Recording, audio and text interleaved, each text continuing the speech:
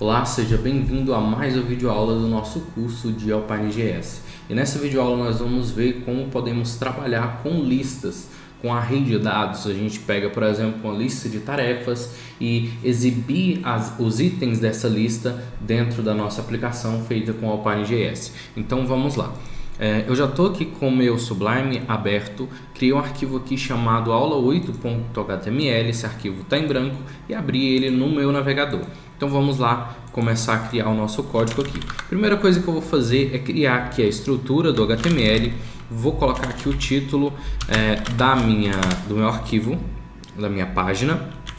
Em seguida eu importo aqui o Alpine.js e agora podemos começar a criar a nossa aplicação. Vou criar aqui então uma section.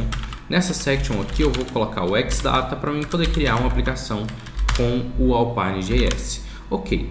Próximo passo agora eu vou criar aqui uma lista de tarefas para mim poder fazer. Então eu crio aqui um array. Esse array se chama todo e aqui eu vou colocar tarefa 1, tarefa 2 e tarefa 3. Ok. E agora como que eu faço para mim poder exibir esses dados? Eu vou tentar algo aqui primeiramente da seguinte maneira. A gente aprendeu que para imprimir texto a gente pode utilizar o Xtext. Vou então tentar imprimir aqui o todo. Vamos ver como isso fica na nossa página. Ele pegou lá o nosso array e transformou ele para uma string. Então, ok, a gente consegue imprimir dessa forma. Porém, eu quero exibir uma lista desses itens. Como que eu posso fazer isso? Bom, para isso a gente vai colocar aqui o L e o LI.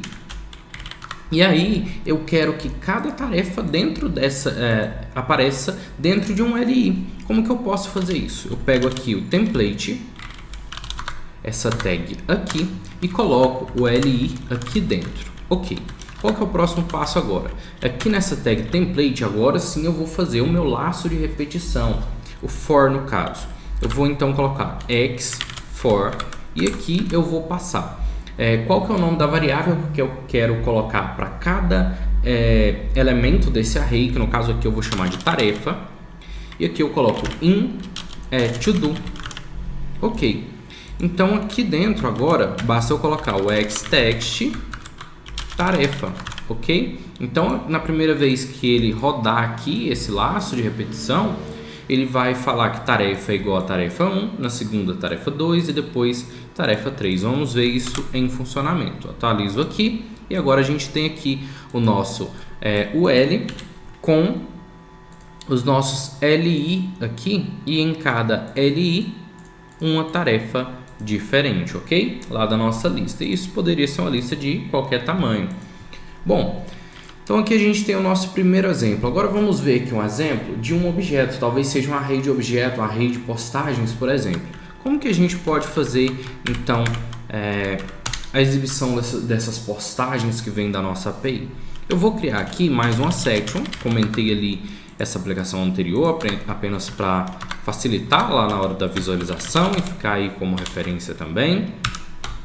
E agora aqui eu vou criar um objeto e vou criar aqui um array de posts. E aqui cada elemento desse array aqui é um post diferente. Então aqui eu vou colocar title, vou colocar aqui post 1, depois body, e aqui conteúdo 1.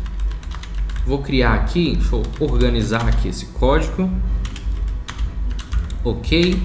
Vou criar aqui agora o post 2, conteúdo 2, post 3 e conteúdo 3. Ok.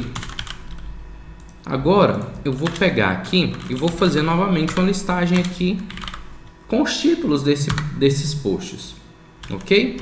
Então aqui eu vou colocar o xtext e aqui eu tenho que criar lá o meu post, envolver isso daqui dentro de um template, de uma tag template. Ok, então passo aqui o meu LI para tag template. Aqui na tag template eu coloco o x_for post in posts. O posts aqui no caso é o meu array de dados lá que eu quero buscar. Ok, coloco aqui então post. Vamos ver como que isso vai ficar. Atualizo aqui e ele imprimiu para mim object, porque no caso eu estou tentando imprimir um objeto lá do meu post. Eu preciso de imprimir aqui o título, então eu coloco post.title, por exemplo. Atualizo aqui E agora ele está mostrando aqui para mim corretamente os títulos dos meus posts. Isso daqui poderia ser, por exemplo, uma tag de article, por exemplo. Então coloco aqui um artigo, coloco lá o header. Vamos ver esse exemplo aqui. Coloco um H3, por exemplo. No meu H3 eu vou colocar o título, então xtext post.title. E agora aqui eu vou criar uma div aqui para o meu conteúdo. E esse conteúdo aqui vai ser um HTML porque tem formatação lá dentro, né? Aqui no caso, no exemplo que eu criei, não tem formatação, mas provavelmente vai vir com formatação o conteúdo de um post. É normal que tenha. Então coloco post.body. Ok. Então atualizo aqui a minha página e agora eu tenho aqui os meus artigos funcionando corretamente. E isso poderia vir lá da minha API, do meu back-end. Poderia criar uma função para poder retornar isso, ok?